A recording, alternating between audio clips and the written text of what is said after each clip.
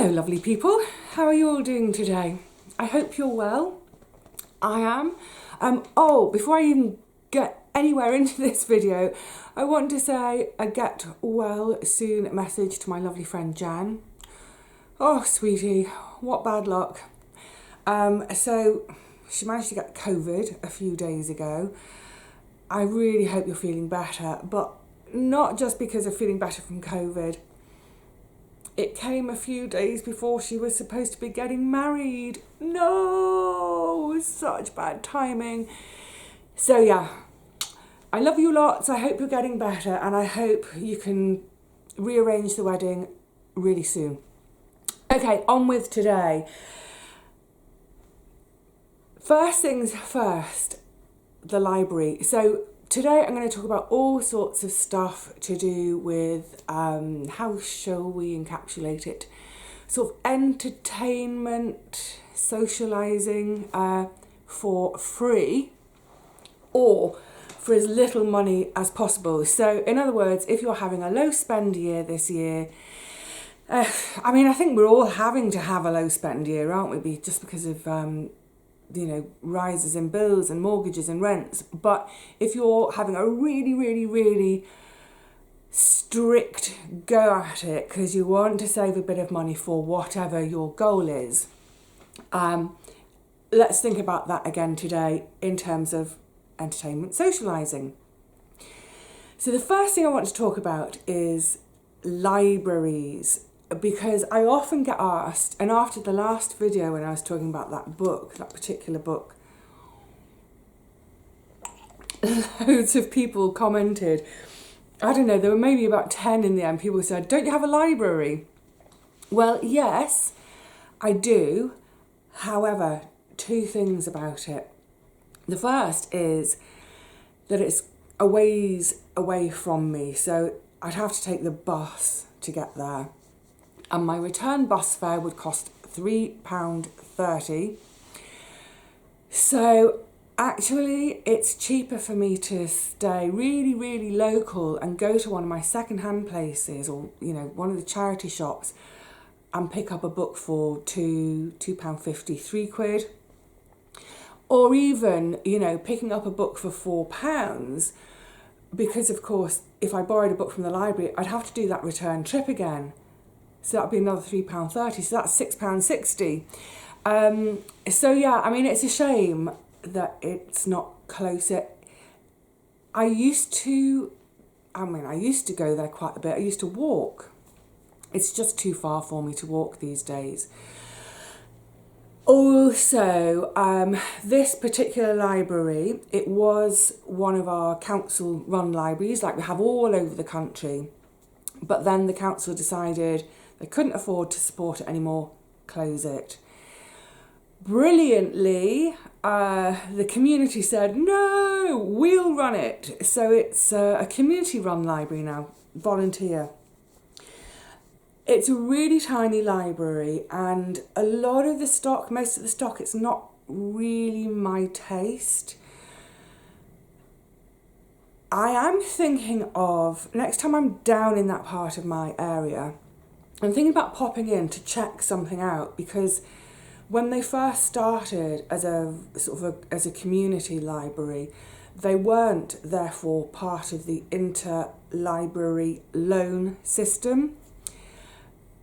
If you're not familiar with that, for anyone outside of the UK, I don't know if it works the same in other countries, but what it means is you go to your local library, you're after a particular book, they don't have it. So they then borrow it from another library. So I might ask for a book, they don't have it, but Manchester Library has it. So the Manchester Library send it to my local library, I can borrow it, have a read, return it, gets returned to Manchester. So I don't know if they're part of that. And if they are part of that, then that kind of changes the game a bit, because it means that suddenly I'm not restricted to what's within their four walls. I'm only restricted by what's all over the whole country. Yay! So I may pop down there and give it a go. But our libraries are about so much more than books, aren't they? I've got to go back a few years on this. About 14, 15 years ago. I didn't have a computer. I didn't have the internet at home. If I needed to, when I was studying, when I was doing my nurse studies, I very quickly got a computer because I realised there's no way I can study and do my degree from a library computer because, I mean, apart from anything, the odd hours, sometimes I'll be writing an essay at 2 a.m. But anyway, to begin with, I was using the internet at the library. So it's another fantastic free resource. So if you're really, really broke and, you know, I think we all use the internet so much these days, don't we, that maybe it's not worth it. But if you're a very minimal user of computers and the internet, rather than paying for a package at home, think about just using the library as and when you need to. I think that's going to apply to like 0.0000001% of the population these days, though, isn't it? Anyway, they have internet access there. They have computers that we can use, but of course they have journals, newspapers. Quite often libraries will have music you can borrow, film DVDs you can borrow. I mean, it's like, I actually really want to go back to my local library and see what's going on there, because it's like a massive shop of goodies that you don't have to pay for. How fantastic. Also, it's not something that I would do. I don't know quite how this works, but I know it exists, that you can borrow e-books from your library. So if you're someone who reads on a device, I don't know whether you can do it on like a tablet or if you have to have the Kindle thing, but you can borrow ebooks. So that means you don't even have to leave the house. I wouldn't like that. For me, I love I love going out. I love the interaction with people, the librarian or the bookshop owner, whatever it is. But I also love the browse. I love the browse because then I may see something that I had no idea that I would love. Just find it by accident and think, oh, I'll give it a go. Yeah, new author, new subject area, for example. However, how fantastic that ebook thing if you are housebound, if you can't get out of the house for whatever reason, whether it's, you know, a disability or you're at home caring for someone, so you don't really have the time to go to the library because you're caring for someone else. So yeah, check that out if you don't mind reading on a device. I don't have a device. I mean, I've got the computer, but I don't want to take the computer to bed with me. I want to snuggle up with a real life book. So yeah, libraries, how fantastic. But the other thing about libraries, and this is a fantastic source. I mean, look, it will depend where you are, and I think probably where I live, the fact that I live in London, there's probably a lot more on offer than if I was to live in a really, really rural location. I get that, I understand that. But check out your library for events, free workshops. So I know these things go on at my library because I see notices for them at the community centre. And that's the other thing, the community centre. Look at these different places in your area to see whether it's the library, community centre, maybe a local church hall, something like that. Free workshops. Around here we often have craft workshops, free craft workshops, where, you know, it might, and it doesn't necessarily have to be a craft that you're mega interested in. So for instance, I saw recently there was a card making workshop, and I thought, well, I'm not that into making cards, you know, in terms of time wise and what have you, but in terms of getting out of the house, going and doing something different, being with other people, meeting people, you know, especially I think if you've moved to a new area and you're wondering how to make friends, how to meet those people who are going to become your new besties, yeah, check for local events. I'm just going to have a quick look at my notes to see what I made a note of. The other thing is not just the sort of the free workshops, brilliant.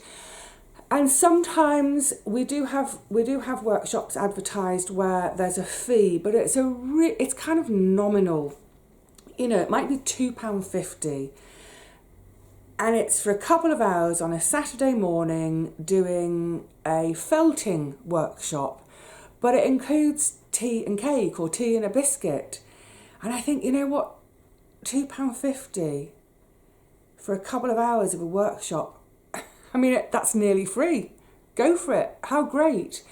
Again, it's that thing, get out the house, being social, maybe learning a new craft that you think, wow, I really love this, really get into this, something that you might start to do a lot of at home and practice more and more, to the point where it's something you feel that you could even have a go at selling. Or at least using in terms of for making gifts for family and friends.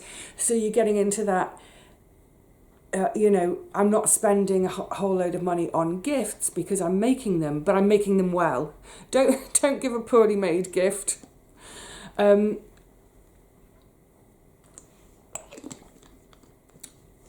Also, not just workshops, but again, the library, community centre, but my local bookshop, readings, author reading evenings, bit of a mouthful.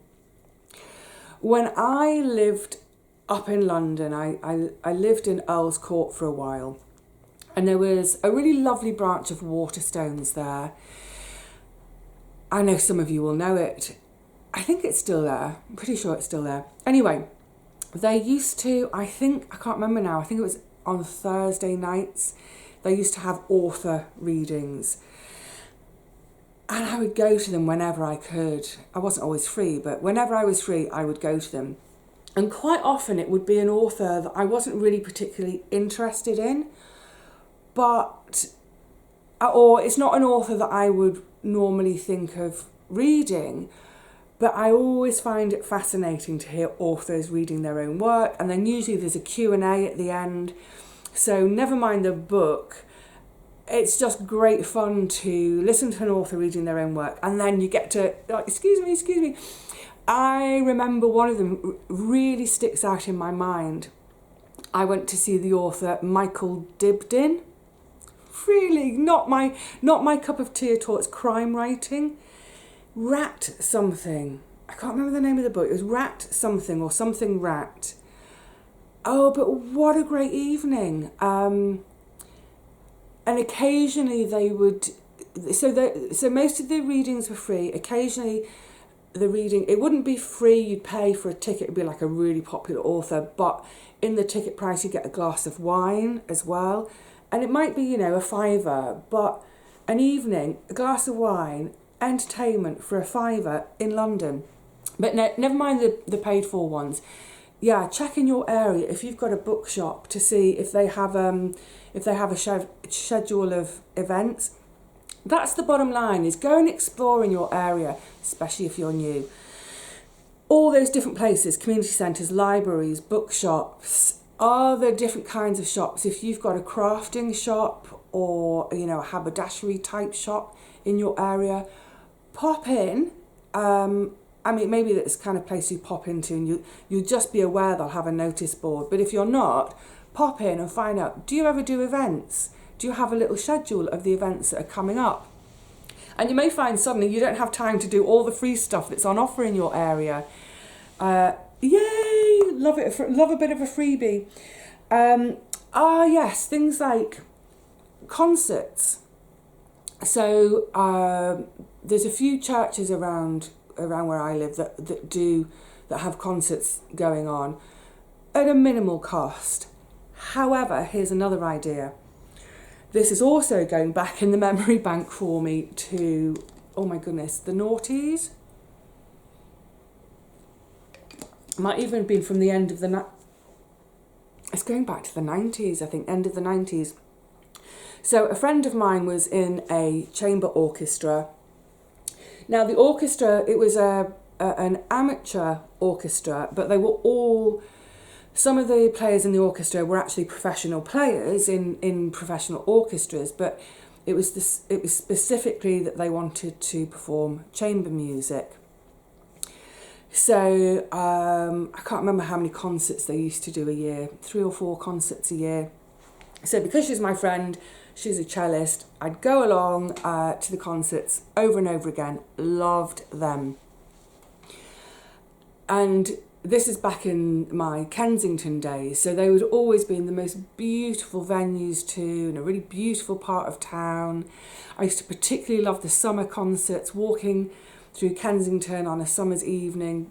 Beautiful buildings, trees, beautiful people, beautiful church to go and listen to a concert in. Gorgeous. And there was one occasion when, again, like I said, I think it was right at the end of the 90s. I was going to the concert that night, as planned, and she rang up, I don't know, about sort of 4:30 in the afternoon and said, Vivi, can I ask you a big favour? And I was like, yeah, what? She said, would you mind coming a bit early tonight and helping with front of house, because our front of house person has rung to say they're poorly. So I said, yeah, of course. So instead of arriving for 7:30 for the concert, I arrived at 7, and basically I sold tickets, handed out the programme, and then in the interval poured the glasses of wine. And it was great, and to thank me for doing that, so the orchestra, they gave me my ticket for free that night as a thank you.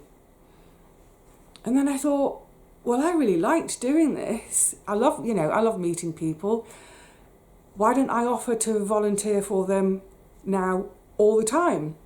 So I chatted to her about it, and I said, look, I don't know if your front of house person's going to come back, but I really enjoyed that, and volunteering for the orchestra, because you do lovely stuff, and I get to see the concert for free. I'd love to be involved in that way if you think there's a position that I could do. And she said, yes, brilliant. Anyway, so for the next few years, 3 or 4 times a year, I would go to a fantastic classical concert in a beautiful building, in a beautiful part of London, for free, in exchange for only a little bit of my time selling tickets beforehand and pouring wine in the interval, and helping to tidy up afterwards. So maybe that's something that's in your area too. Excuse me. I think I've had a little tiny bit of a cold. I think this is the tail end of it, and I'm a bit whatever. Anyway, yeah, so have a look in your area, and maybe there is something like, an orchestra, or, even things like little theatres, little cinemas, those kind of local places. Bowl up and ask them if they need any volunteers. The chances are they're going to say no, because I think any savvy person's going to say, let me volunteer here and then I can get to see free movies, for example. But you never know. It's worth a go, isn't it? If you've got that sort of time, if you can fit that in. I mean, I did the orchestra, when I did, in those days doing the orchestra, I was working full time, but I still, I could juggle it. And I think as we went into the noughties, and I'd sort of said, right, I've had enough of touring as an actor. I want to stay at home for a bit. And I started to work at the bookshop, because the bookshop was in Kensington too. It was so super duper easy for me to slot that into life. Great. So yeah, have a little look in your area. What are the possibilities? So things like, we have a very, very mini one here. It used to be bigger, it's kind of shrunk over the years. But you might have something like an arts festival in your area. Again, get in touch with the arts festival, organisers, to say, is there anything I can do as part of the festival as a volunteer? And it just might mean that during the festival, you get to see a few of the events for free, or, at a reduced rate. Because, free entertainment, brilliant, but sometimes it's just not going to be possible to do it for free. But if we can do things for just a handful of quid, rather than, if we can keep it under a tenner or under a fiver, fantastic. as a little once in a while treat. But of course we live in an era now, don't we? We live in an age where, oh my goodness, there's so much free entertainment. If you think about YouTube alone, masses. I mean, you can't get to the end of YouTube. Even if you spent all day watching videos, you would never be able to finish YouTube. Masses of entertainment there. And for me, what I've found in the last few years that's been really brilliant are these TV hubs. I always talk about the hub, but all of our main Earth channels, as in rather than satellite, Earth TV, so things like Channel 4 and Channel 5, they all have hubs online where you can watch all their programming for free.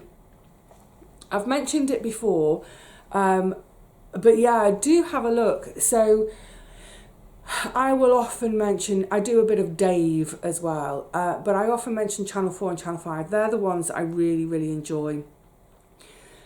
Channel 4, great for sort of documentaries, comedy.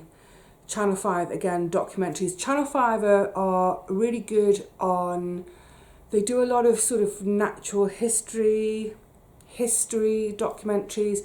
I recently watched, I've forgotten what it was called now, The Great Plague.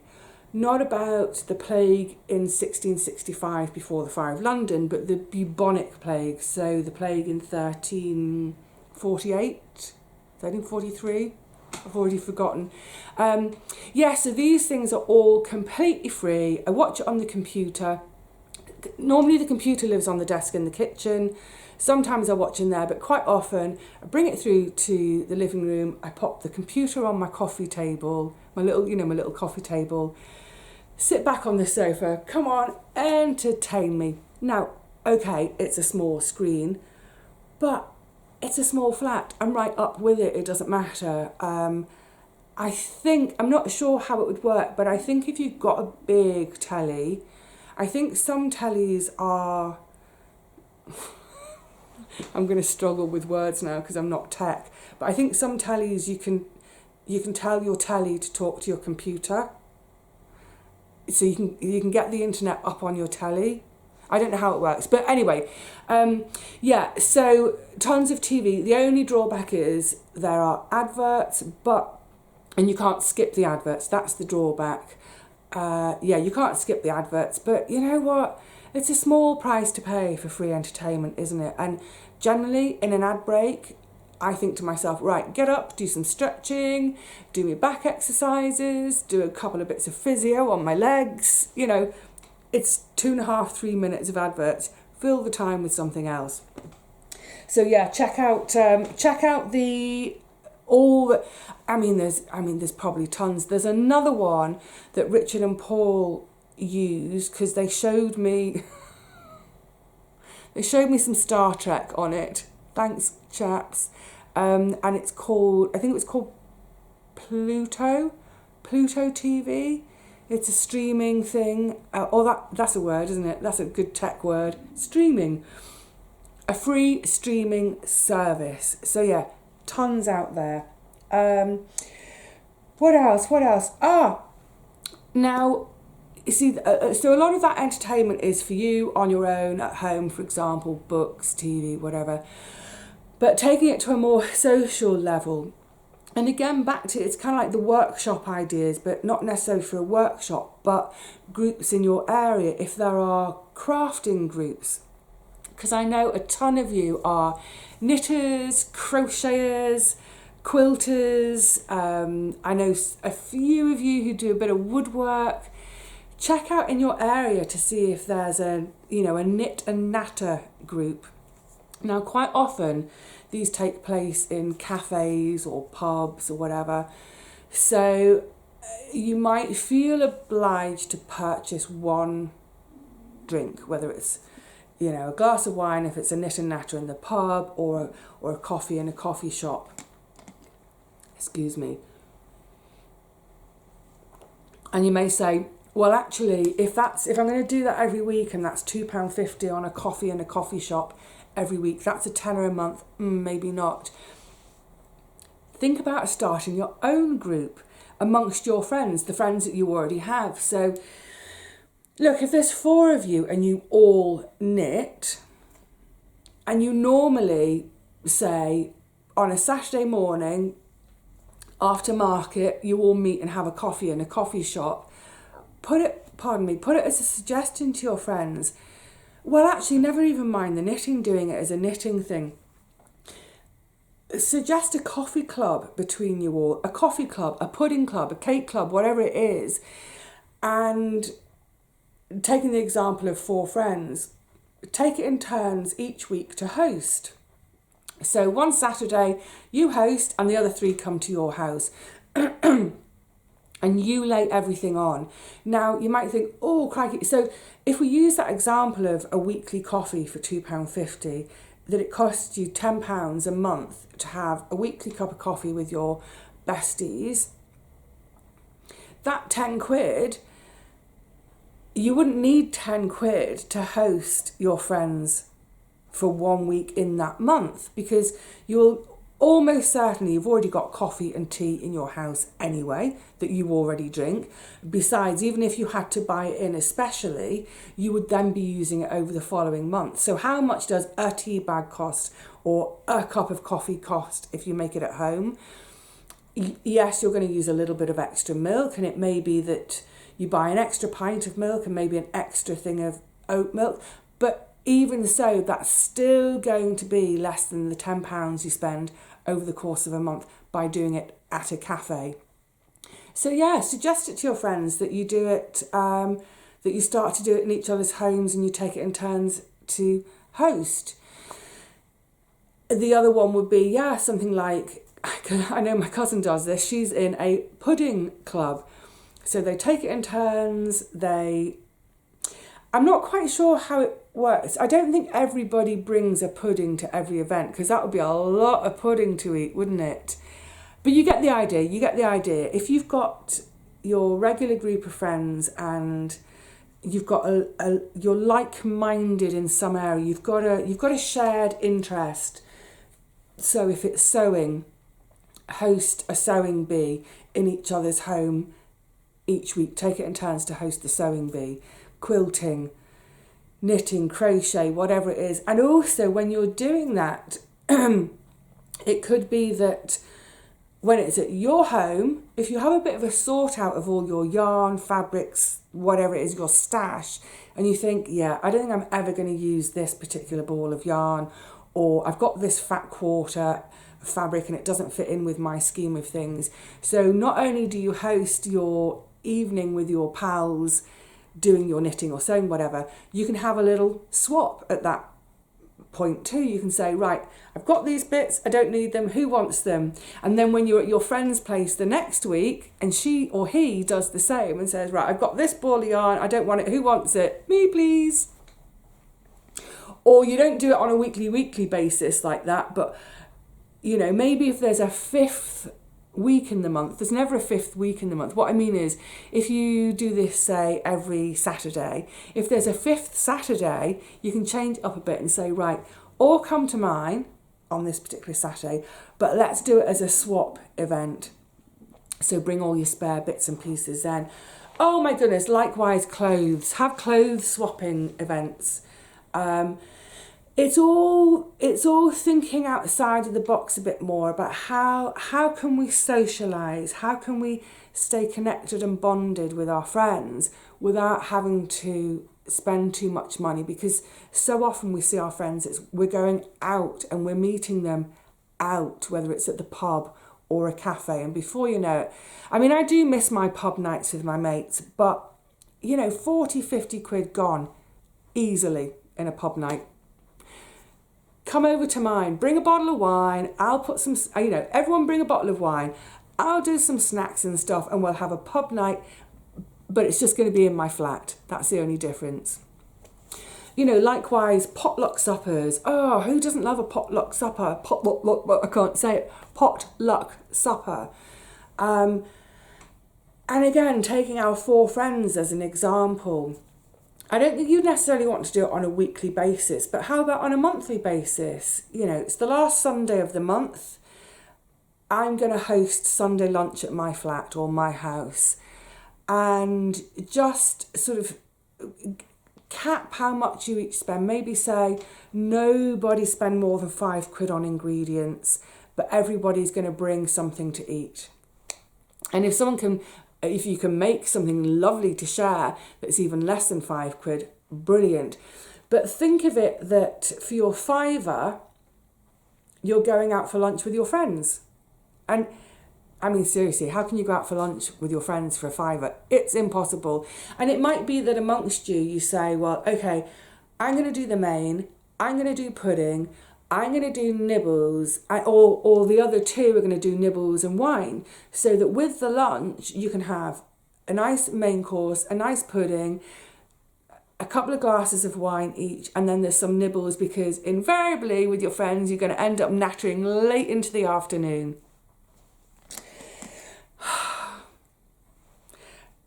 When I move, one of the things I would really, really hope for, excuse me. Oh my goodness, my belly just rumbled. When I move, I would love it if I've got the space to have a slightly bigger table. Well, quite a bigger table. Not necessarily in the kitchen, maybe in a living space, but to have space for a table so that I can do more hosting. I would love that. I think that needs to go onto the priority list, doesn't it, in the house hunting? Yes, so, and of course, when it's fine weather, when it's lovely weather, never mind hosting at home, picnics, yay, I love a picnic. Isn't it? I mean, it's the easiest thing in the world, isn't it? Have a ring around to your mates and say, listen, instead of the coffee shop this week, let's do it in the park. We'll bring our own drinks in flasks, or if it's the summer, you might, cool drinks. You might even say, it will be wine instead of coffee, whatever it is. Bring a few nibbles, bring a rug. Everybody bring a game. If that's the sort of group of friends you have. I mean, come on, who doesn't love a game of rounders? I love rounders. I haven't played rounders for the longest time. I'd be no good at running around the bases now, but I reckon I could still do a slogger. Okay, for friends outside of the UK, rounders, in case you don't know, it's a little bit like baseball, except where your baseball bat is that long, a rounder's bat is only that long, it's really short, and you don't put two hands on it, you just put one hand on it, and you wallop it. That's called a slogger. I reckon I could still slog a rounders ball, but not run around the bases. I'd have to deputise someone to do the running for me. Anyway, the point is, sack off the coffee shop in the summer. And I mean, I don't want to put coffee shops out of business, especially the teeny tiny independent ones. If you have a teeny tiny independent, keep supporting them in whatever ways you can. I'm talking about not doing it at, I'm not going to do any brand names, but you know what I mean. But get to the summer, do your meetups in the park. It's free.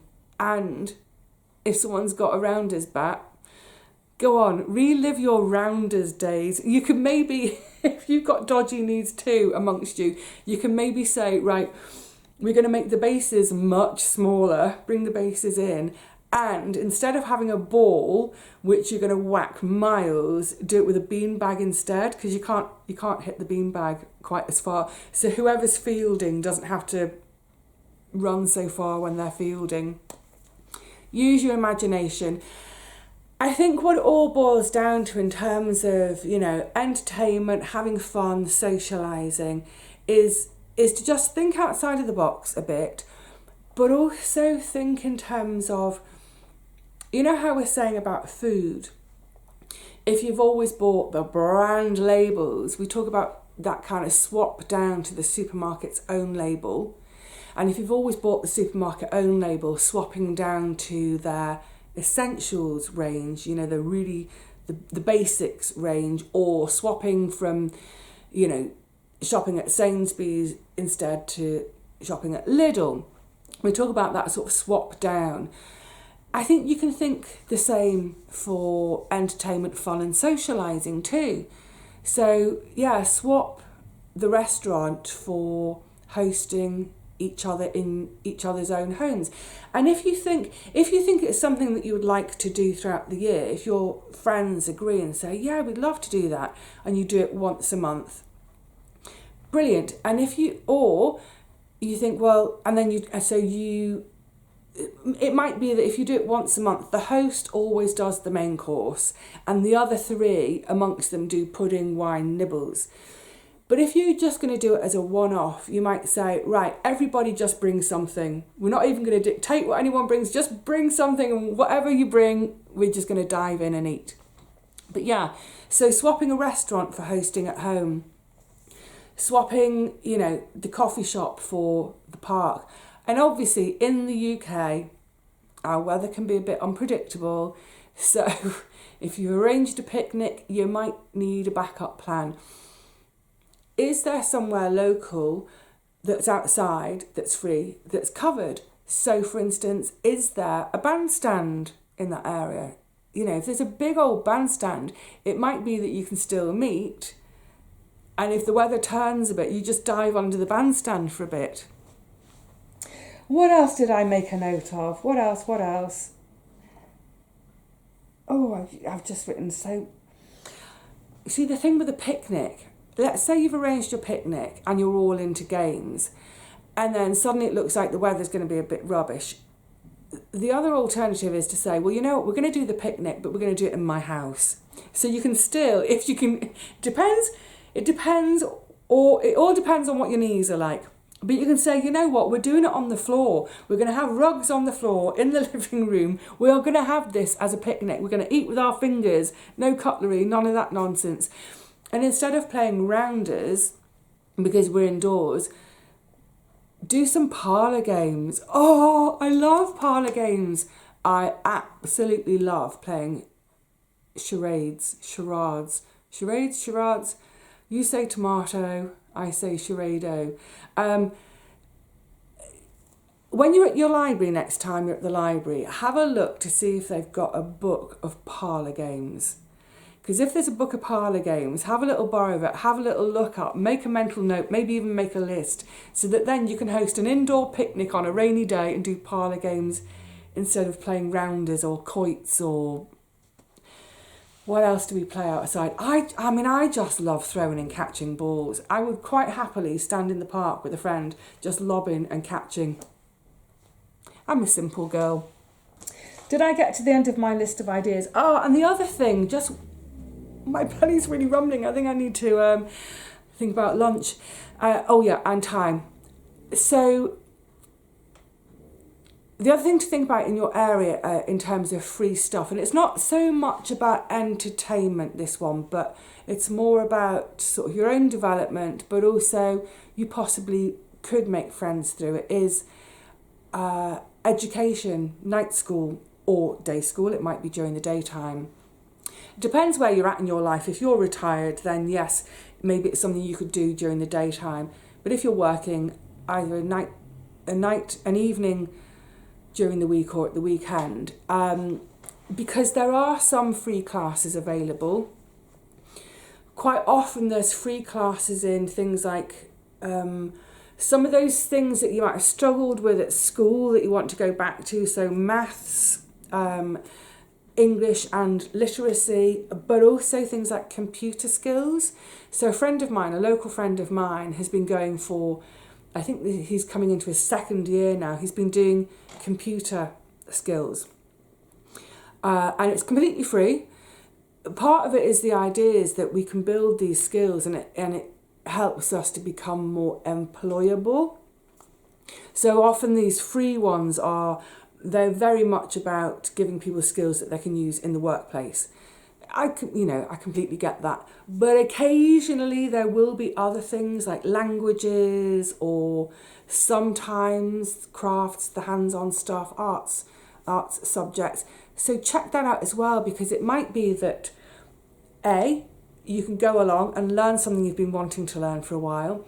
B, You might make new friends in that scenario. And C, you might actually get a qualification out of it, which will then help you down the line if you want to change jobs, if you're looking for a new job, or if you're currently unemployed, to get something else on your CV. Brilliant. So yeah, I don't know where that came from. I think the main thing is, be a bit of a detective in your area. Get your nose into everything. What is going on in my area? What can I join in with that's for free? Where can I join in and meet new people, make new friends, that sort of thing. If you've already got, and just do it, find out about the events, get nosy, events, workshops, classes. If you're already in an area and established with your friends, put it to your friends. Hang on a tick. You know, at some point last year, when we were doing this no low spend chatting, we were talking about gifts. And I was saying, you know, maybe take the plunge with your friends to say, okay, let's all pull back on let's either not gift at all or keep it to a real minimum cost. It's an awkward conversation, but actually, if you have the conversation, you may find out that your friends have been thinking exactly the same, and they say, thank you for saying that, because I've been wanting to say something for ages too. This might be a similar scenario. You might have to be a bit brave, but if you say to you go out with your gang of girls every Thursday for your coffee, maybe one day say, you know what, why don't we do this in my flat? Save a bit of money. And you may just discover that the other three go, oh yes, that would be brilliant. You know what? What's the worst in asking? That everyone says, no, we prefer to keep coming to the coffee shop. We keep going to the coffee shop. Ask. You never know. Likewise with having a knitting club at home, having a pudding club. Put the question out there, put the thought out there, see what comes back. Anyway, that's enough. I need to go and eat. But I hope that's given you some ideas for things for you to look into in your hood. I don't know when, but I'm certainly thinking I want to go and pop back into my library, because it's been years since I've been there. Go and reconnect with it, see what they're up to, see what's on offer there. Because also if there are workshops there, if there's an event that's free, I might think to myself, well, you know what, my £3.30 on the bus, that's going to be worth it, because I can take part in an event, and I can either before or after the event, I can do some browsing, do some reading, and maybe either just read in the library itself or bring something home. That's going to make my £3.30 well worthwhile. Happy exploring, lovely people. So I will see you again soon. I'm just trying to think what we're doing next. Can't remember. I know I've got something lined up. Doesn't matter. Whenever it is, I will see you then. But in the meantime, please look after yourselves. If you've been poorly, please get well soon. Lots of love to you all. Cheerio.